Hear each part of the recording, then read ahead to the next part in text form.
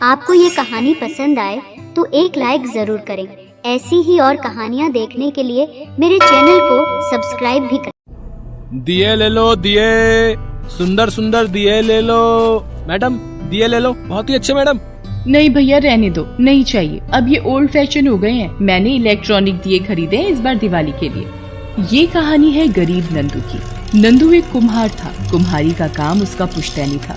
उसका परिवार कई पीढ़ियों से यही काम करता आ रहा था। नंदू ने भी बचपन से ही हाथों में किताबों और कलम की जगह मिट्टी ही पकड़ी थी। बचपन में उसे समझा दिया गया था कि उसे बड़ा होकर कुम्हार ही बनना है, इसलिए कभी उसके माता पिता ने उसे स्कूल भी नहीं भेजा।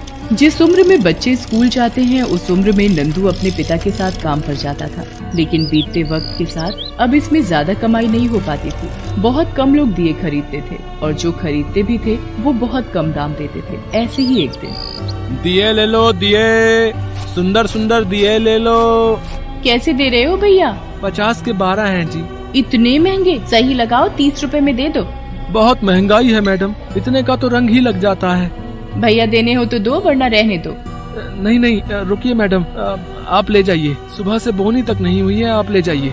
पहले वक्त कुछ और था। दिवाली पर दियों से अच्छी कमाई हो जाती थी, लेकिन बदलते वक्त और बाजारों में चाइनीज आइटम्स के बढ़ते चलन ने नंदू का काम लगभग ठप ही कर दिया था। नंदू ये सब समझता था, इसीलिए वो अपने बेटे को पढ़ाना चाहता था। वो दिन रात मेहनत करता था, लेकिन फिर भी वो अपने बेटे को 2 वक्त का खाना और ढंग के कपड़े तक नहीं दे पाता था। ऐसे में अच्छी पढ़ाई तो दूर की बात थी। बस इसी उधेड़-बुन में नंदू का वक्त निकलता जा रहा था। छोटू, ओ बेटा छोटू, कहाँ है? यहाँ हूँ पापा। छोटू अपना हाथ बढ़ाता है और नंदू उसके हाथ में जलेबी थमा देता है। छोटू को जलेबी बहुत पसंद थी, इसलिए जिस दिन भी नंदू की कमाई ठीक ठाक होती वो काम से आते वक्त उसके लिए जलेबी लेकर आता था, और छोटू भी जलेबी खाकर ऐसे खुश होता जैसे उसे दुनिया की सारी दौलत मिल गई हो। दिवाली का त्योहार आने वाला था और नंदू अच्छी कमाई की उम्मीद में खूब सारे दिए बनाने में लगा था। एक दिन नंदू पड़ोसी दुकान वाले से, भैया बाजार में भीड़ तो है, लेकिन कोई दिए लेने क्यों नहीं आ रहा? अरे ये जगमग जगमग लाइटें जो आ गई हैं मार्केट में, और बिजली से जलने वाले दिए भी तो हैं। वो देखो, अब कोई खरीदना नहीं चाहता भैया मिट्टी के दिए। नंदू उदास हो जाता है। बाजार में खड़े रहकर नंदू के दिए नहीं बिकते तो वो घर घर जाकर दिए बेचने का फैसला करता है। दिए ले लो, दिए सुंदर सुंदर दिए। तभी एक बड़े से घर से एक मोटा सेठ बाहर निकल कर आता है और उससे कहता है, अरे ओ दिए वाले, जरा इधर तो आ। कैसे दिए रहा है दिए? 50 रुपए के 12 हैं जी।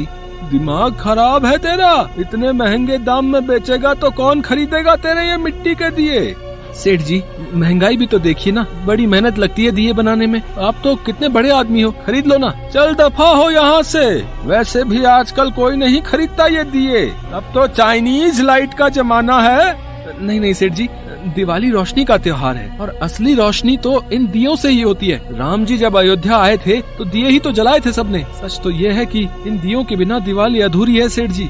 मुझे ज्यादा ज्ञान मत दे, अपना कबाड़ उठा और चलता बन। इतने में तो मैं लाइट ले आऊंगा, न तेल का झंझट न बत्ती का। सेठ की बातें नंदू को बहुत बुरी लगती हैं, लेकिन वो कहता भी तो क्या। कहीं न कहीं सेठ की बात सच भी थी। लोग अब दिए खरीदना ही नहीं चाहते थे। तभी नंदू को याद आता है कि छोटू को स्कूल से लाने का वक्त हो गया है। नंदू फटाफट अपनी साइकिल छोटू के स्कूल की तरफ मोड़ देता है। क्या पापा, 15 मिनट से खड़ा हूँ, इतनी देर क्यों लगा दी? माफ कर दे बेटा, आगे से ऐसा नहीं होगा। नंदू छोटू को साइकिल पर बिठाकर घर की तरफ चल पड़ता है।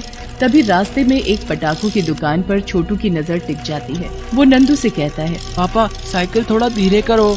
नंदू साइकिल रोक लेता है। छोटू दुकान में रखी पटाखे वाली बड़ी सी पिस्तौल को बड़े ध्यान से देखने लगता है। फिर नंदू उससे पूछता है, क्या हुआ बेटा? कुछ नहीं पापा, चलो घर चलो।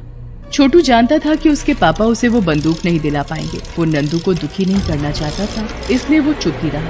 लेकिन नंदू सब समझ जाता है और मन ही मन छोटू के लिए उस पिस्तौल को खरीदने का मन बना लेता है। उसकी लाख कोशिशों के बावजूद भी उसके दिए नहीं बिकते। एक दिन छोटू नंदू से, क्या हुआ पापा, आजकल आप मेरे लिए जलेबी भी नहीं लाते? नंदू छोटू को अपनी परेशानी बताता है। फिर छोटू उसे दिलासा देते हुए कहता है, कोई बात नहीं पापा, मैं हूँ ना। चलो हम मिलकर इतने सुंदर दिए बनाएंगे कि उनके आगे ये जगमग लाइटें कोई भी नहीं खरीदेगा। आपको पता है पापा, आजकल इंटरनेट पर पुरानी हो चुकी चीजों को नए तरीकों से बनाना सिखाते हैं, जिससे लोग उन्हें बहुत पसंद करने लगते हैं। मैंने अपने दोस्त के पापा के मोबाइल पर देखा था एक दिन, दियों को सजाने के बहुत अच्छे अच्छे तरीके। छोटू नए तरह के कई दियों के डिजाइन कागज पर बनाकर नंदू को दिखाता है। नंदू को वो सब बहुत अच्छे लगते हैं। फिर वो हूबहू वैसे ही डिजाइन के दिए मिट्टी से बनाता है और उन्हें खूब अच्छे से सजाता भी है। अब नंदू के दिए बहुत खास थे। वो मिट्टी के ही थे पर देखने में बिल्कुल अलग थे। लोगों को वो दिए पसंद आने लगे और धीरे धीरे नंदू के दिए बिकने भी लगे। पूरे गाँव में इतने सुंदर दिए लोगों ने पहली बार देखे थे। छोटू हर रोज नए नए डिजाइन कागज पर बनाता और नंदू हूबहू वैसे ही मिट्टी के दिए बनाकर बेचने लगा। धीरे धीरे नंदू के डिजाइनर दिए खूब मशहूर होने लगे और खूब बिकने लगे। फिर एक दिन एक अमीर सेठ बाजार में आता है और एक दुकान वाले से पूछता है, अरे भैया, वो नंदू दिए वाला कहाँ बैठता है? अरे वही जो डिजाइनर दिए बनाता है। अब सेठ जी, यहाँ से सीधे जाइए। सेठ नंदू को देखते ही पहचान लेता है, क्योंकि ये वही सेठ था जिसने कुछ दिन पहले नंदू की बेइज्जती की थी। अरे तू यहाँ काम करता है? जा अपने मालिक नंदू को बुला कर ला। नहीं नंदू हूँ सेठ जी। तू ही नंदू है क्या, जो डिजाइनर बनाता है? हाँ सेठ जी, मैं ही हूँ। नंदू, मुझे माफ कर दे, मैंने तेरी कला का अपमान किया। मुझे नहीं पता था कि तू इतना अच्छा कारीगर है। कोई बात नहीं सेठ जी। अच्छा ये बताइए, आज तो दिए खरीदेंगे ना? हाँ, मैं उन्हें खरीदने ही तो आया हूँ। बड़ा नाम सुना है तुम्हारा। एक बात बताओ, यहाँ फुटपाथ पर दिए बेचने से अच्छा क्या तुम मेरे लिए दिए बनाओगे? उन्हें अच्छे दामों पर बिकवाने की जिम्मेदारी मेरी। आप सच कह रहे हैं सेठ जी? जरूर बनाऊंगा मैं। सेठ नंदू को कुछ एडवांस पैसे देकर वहाँ से चला जाता है। नंदू बहुत खुश था। वो सबसे पहले जाकर अपने बेटे छोटू के लिए वो पटाखे वाली पिस्तौल खरीद लेता है। फिर अपने साथ खूब सारी जलेबी लेकर घर पहुँचता है। छोटू जल्दी आ बेटा, देख मैं तेरे लिए क्या लाया हूँ। क्या लाए हो पापा? यही चाहिए थे ना तुझे। आपको कैसे पता चला पापा? पापा हूँ तेरा, पता कैसे नहीं चलता। छोटू खुश होकर नंदू के गले लग जाता है। फिर नंदू छोटू को सेठ के लिए काम करने के बारे में बताता है। छोटू भी नए नए डिजाइन तैयार करने में लग जाता है। नंदू मन लगाकर सेठ के लिए खूब सुंदर सुंदर दिए बनाता है, जो खूब बिकते भी हैं। नंदू के दियों की वजह से सेठ को भी खूब मुनाफा होता है और वो भी नंदू को उसके काम के लिए अच्छे पैसे देता है। जल्दी ही दिवाली का दिन भी आ जाता है। इस बार नंदू की दिवाली वाकई खास थी। वो अपने पूरे घर को अपने डिजाइनर दियों से सजाता है। फिर सेठ के घर को भी सजाता है और उससे कहता है, सेठ जी देखिए ना, इन दियों की रोशनी में जो बात है वो बिजली की लाइटों में कहाँ? सही कह रहे हो नंदू, ये दिवाली वाकई खास है। तुमने अपने हुनर से मेरे गुरूर को खत्म किया है। यही तो बुराई पर अच्छाई की जीत है। मुझे मेरे बर्ताव पर आज भी पछतावा है। मैं तुम्हारे लिए कुछ और भी करना चाहता हूँ नंदू। जी सेठ जी, नहीं, आप मेरे काम के मुझे अच्छे पैसे दे रहे हैं, इतना ही काफी है मेरे लिए। नहीं नंदू, तुम और तुम्हारा बेटा कमाल के हो। मैं एक नया बिजनेस शुरू करने की सोच रहा हूँ। दियों के साथ मिट्टी के डिजाइनर बर्तनों और सजावट के सामान का। तो क्या तुम उस बिजनेस में भी मेरी मदद करोगे? लेकिन इस बार कारीगर बन के नहीं, बल्कि मेरे पार्टनर बनकर। जी क्या? लेकिन मैं कैसे सेठ जी? तुम कर पाओगे नंदू, मुझे तुम पर और छोटू पर पूरा भरोसा है। नंदू सेठ के बिजनेस में उसका पार्टनर बन जाता है। उसकी कमाई बहुत अच्छी होने लगती है और वो छोटू को खूब पढ़ाता है। छोटू बड़ा होकर ऑनलाइन मार्केट की मदद से नंदू के सामान को ज्यादा से ज्यादा लोगों तक पहुंचाता है। जल्दी ही नंदू का भी नाम शहर के बड़े व्यापारियों में शामिल हो जाता है। नंदू क्योंकि एक कुम्हार परिवार से था, तो वो उनकी मुश्किलें भी अच्छे से जानता था। वो कुम्हारों के लिए एक संस्था की नींव रखता है, जिसमें उन्हें नए तरीके से काम करने की ट्रेनिंग दी जाने लगी। अब नंदू अपनी दरियादिली के लिए भी मशहूर हो गया था। आखिर उसने अपने दियों से लोगों के घरों को और समाज सेवा से कई गरीब कुम्हारों के घरों को जो रोशन कर दिया था। दिवाली का त्योहार आने वाला था। हर तरफ रौनक थी, लेकिन इस रौनक के बीच एक जगह ऐसी भी थी जहां एकदम सन्नाटा था। किसी भी चेहरे पर खुशी नहीं थी। दिवाली की रोशनी इस जगह तक पहुंच नहीं पा रही थी। ये था शहर का पुराना अनाथालय। छोटे बड़े हर उम्र के बच्चे थे वहां। कहने को तो सब एक दूसरे के साथ थे, मगर फिर भी इनका कोई नहीं था। शहर के बड़े कारोबारी काशीलाल ने कई साल पहले इस अनाथालय की नींव रखी थी, लेकिन उनके देहांत के बाद से ये अनाथालय खुद अनाथ हो गया। काशीलाल के बेटों ने कभी इस अनाथालय की सुध नहीं ली, जिस वजह से यहाँ के बच्चों का जीवन बहुत मुश्किल हो गया था। सारा स्टाफ बहुत पहले ही बच्चों को उनके हाल पर छोड़कर जा चुका था। अनाथालय के सारे बच्चों में सबसे बड़ा राजू था। जो एक ढाबे पर काम करने लगा था और किसी तरह सब कुछ संभाल रहा था। वो अक्सर ढाबे का बचा हुआ खाना अनाथालय के बच्चों के लिए ले आता था और काम करके उसे जो भी पैसे मिलते थे उन्हें भी वो सारे बच्चों पर खर्च करता था। अरे चंदू, यहाँ क्यों बैठा है? और ये क्या, तू रो रहा है? क्या हुआ तुझे? भैया, मुझे माँ की याद आ रही है और बाबा की भी। माँ होती तो कभी मुझे भूखा नहीं रहने देती। देखो ना, बाहर वो बच्चा कितने मजे से जलेबी खा रहा है। मुझे भी खानी है जलेबी। चंदू की बात सुनकर राजू अपनी जेब टटोलता है, पर उसे कुछ नहीं मिलता। उसने चंदू से कहा, थोड़ा सा सब्र कर ले चंदू, कल दिवाली है ना, मालिक मुझे जैसे ही दिवाली के पैसे देंगे मैं सबके लिए जलेबी लेकर आऊंगा, ठीक है? राजू की बात सुनकर चंदू और जोर से रोने लगा। ये देखकर राजू ने उससे पूछा, अरे मैंने कहा तो तुझसे कल ले आऊंगा जलेबी। अब बस कर, तुझे समझना होगा, दूसरे बच्चों जैसी जिंदगी नहीं है हमारी। हाँ भैया, तभी तो रो रहा हूँ। पिछले साल दिवाली पर कितना खुश था मैं, माँ बाबा दोनों साथ थे मेरे। दिवाली पर ये कपड़े उन्होंने ही मुझे दिलाए थे। कितना अच्छा होता ना अगर उस दिन उस ट्रक के नीचे माँ बाबा के साथ मैं भी आ जाता। मुझे ऐसे उनके बिना तो नहीं रहना पड़ता। ऐसे मत बोल चंदू, मैं हूं ना, भगवान ने चाहा तो हम भी दिवाली जरूर मनाएंगे। तू दिवाली पर जलेबी जरूर खाएगा, ये वादा है मेरा तुझसे। इतना कहकर राजू चंदू को गले से लगा लेता है। ये कहानी अकेले चंदू की नहीं थी, बल्कि उस अनाथालय में रहने वाला हर बच्चा इसी दर्द को झेल रहा था। एक तो अपनों से बिछड़ जाने का गम, ऊपर से भूख और गरीबी की मार से बच्चे बेहाल थे। ऐसे में सिर्फ राजू ही था जो इन बेसहारा बच्चों का सहारा था।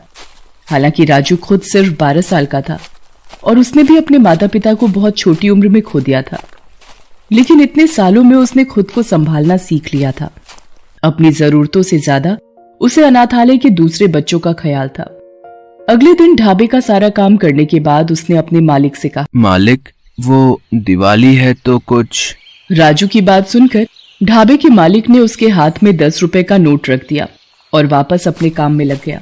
राजू 10 रुपए देखकर उदास हो गया। वो चुपचाप वहां से चला गया। राजू को उम्मीद थी कि उसका मालिक उसे इतने पैसे तो दे ही देगा जिससे अनाथालय के बच्चे दिवाली मना सकेंगे, लेकिन उसकी ये उम्मीद बुरी तरह टूट गई थी। वो बहुत उदास था, फिर भी ढाबे के काम में लगा था। वो एक ग्राहक के लिए खाना लेकर जा रहा था, तभी अचानक उसका पैर फिसल गया और वो बहुत जोर से गिर पड़ा। सारा खाना भी जमीन पर गिर गया। ये देखकर ढाबे का मालिक गुस्से से बोला, अरे अरे ये क्या किया तूने? हैं? काम धाम होता नहीं तुझसे? पैसे मांगने के लिए सबसे पहले खड़ा हो जाता है।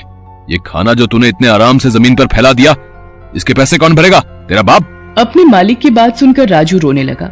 गिरने की वजह से उसे पहले से ही चोट लगी थी, लेकिन ढाबे के मालिक को उस पर बिल्कुल भी तरस नहीं आ रहा था। वो उसे लगातार बातें सुनाए जा रहा था। तुझे मजा चखाना ही पड़ेगा। ला वो पैसे दे जो अभी मैंने तुझे दिए थे, वापस कर।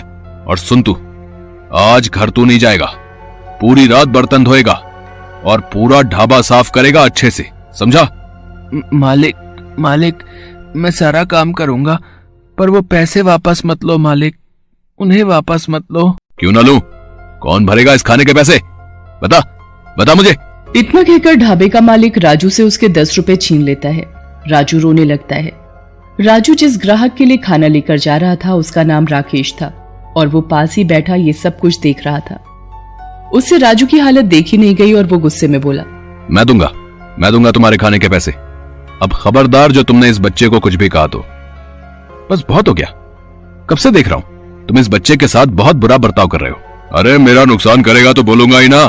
एक तो अपने ढाबे पर काम देकर एहसान किया इस पर मैंने, और ये कामचोर कहीं का। क्या कहा तुमने? एहसान किया तुमने इस पर? जानते भी हो बाल मजदूरी करवाने की क्या सजा है हमारे कानून में। राकेश की बात से चिढ़कर ढाबे का मालिक वहां से चला जाता है। राजू को रोता देखकर राकेश उससे कहता है, बस बेटा मत रो, चलो मेरे साथ। बताओ बेटा, क्या खाओगे? क्या मंगवाऊं तुम्हारे लिए? जी जलेबी। अच्छा, तो जलेबी अच्छी लगती है तुम्हें? अभी रुको। अरे ओ भैया, जरा 1 प्लेट देसी घी की बढ़िया जलेबी लेकर आओ तो। 4 प्लेट। 4 प्लेट जलेबी। राजू की बात सुनकर राकेश चौंक जाता है, पर वो राजू से कुछ नहीं कहता और उसके लिए 4 प्लेट जलेबी मंगवा लेता है। राजू उसमें से कुछ भी नहीं खाता, बल्कि सारी जलेबियां बांधकर अपने साथ ले लेता है और राकेश के सामने एक बार फिर हाथ जोड़ते हुए कहता है, बहुत बहुत शुक्रिया आपका, भगवान आपका भला करे। राजू के चेहरे पर उसका दर्द साफ झलक रहा था। राकेश की उससे कुछ भी पूछने की हिम्मत ही नहीं हुई। राजू वहां से जाने लगता है और जाते हुए ढाबे के मालिक से हाथ जोड़कर कहता है, मालिक माफ कर दो, गलती हो गई मुझसे, आगे से ऐसा कभी नहीं होगा। हाँ हाँ ठीक है, अब ज्यादा ड्रामा मत कर मेरे सामने, कल आ जाना टाइम पर, ठीक है। राजू सिर झुकाकर वहां से जाने लगता है। राकेश तुरंत सारा बिल चुकाता है और राजू का पीछा करने लगता है। वो जानना चाहता था कि इतनी सारी जलेबियों का आखिर राजू क्या करने वाला था। कुछ ही देर में राजू अनाथालय पहुंच गया। वहां पहुंचकर उसने सारे बच्चों को आवाज लगाई, कहाँ हो सारे, जल्दी आओ। ओ चंदू, देख मैं क्या लाया हूँ, जल्दी से लेकर आओ सबको। राजू की आवाज सुनकर सारे बच्चे वहां आ जाते हैं। चंदू राजू से पूछता है, क्या है भैया, क्या लाए हो, जल्दी बताओ ना। मैंने वादा किया था ना तुझसे कि दिवाली पर तू जलेबी जरूर खाएगा। ये देख, मैं सबके लिए जलेबी लाया हूँ। राजू के हाथों में जलेबी देखकर सारे बच्चे बहुत खुश हो जाते हैं। वो राजू के गले लग जाते हैं, लेकिन वो जैसे ही जलेबी उठाने की कोशिश करते हैं तभी राजू उन्हें रोककर उनसे कहता है, अरे अरे रुको तो सही, आज दिवाली है और जो है बस यही है, तो इसके लिए सबसे पहले हमें भगवान को शुक्रिया कहना चाहिए। और तुम लोगों को पता है, आज मुझे एक बहुत ही अच्छे अंकल मिले थे, उन्होंने ही मुझे ये सारी जलेबी खरीद कर दी। हमें उनके लिए भी भगवान से प्रार्थना करनी चाहिए। सभी बच्चे हाथ जोड़कर भगवान का शुक्रिया अदा करते हैं और फिर सभी मिलकर जलेबी खाते हैं। जलेबी खाकर बच्चों के चेहरे खिल उठे थे। दीवार की आड़ में खड़ा राकेश ये सब देख रहा था। उसकी आंखों में आंसू थे। अब उसे राजू से कुछ भी पूछने की जरूरत नहीं थी। वो तुरंत वहां से निकल गया और कुछ देर में वापस अनाथालय लौट आया। उसे देखकर राजू चौंक गया और उससे बोला, साहब आप यहाँ? हाँ सुनो, तुम्हें गिनती नहीं आती क्या? इतने सारे बच्चे और सिर्फ 4 प्लेट जलेबी। मैंने देखा किसी किसी को तो पूरी जलेबी भी नहीं मिली खाने को। चलो अब ऐसा करो, जल्दी से सबको बुला कर लाओ, मुझे सबसे मिलना है। राजू सारे बच्चों को बुलाता है और उन्हें राकेश के बारे में बताता है। सारे बच्चे राकेश को शुक्रिया कहते हैं। फिर राकेश कहता है, शुक्रिया तो बनता है, पर अभी नहीं, दिवाली मनाने के बाद। चलो जल्दी बताओ, ये रॉकेट किसे जलाना है? और ये फुलझड़ी, अरे इसे तो मैं भूल ही गया, ये अनार कौन जलाएगा?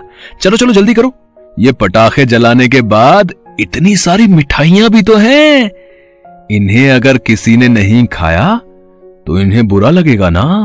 राकेश की बात सुनकर सारे बच्चे हंसने लगते हैं। राकेश सारे बच्चों के साथ मिलकर पटाखे जलाता है और फिर सबको मिठाइयां भी देता है।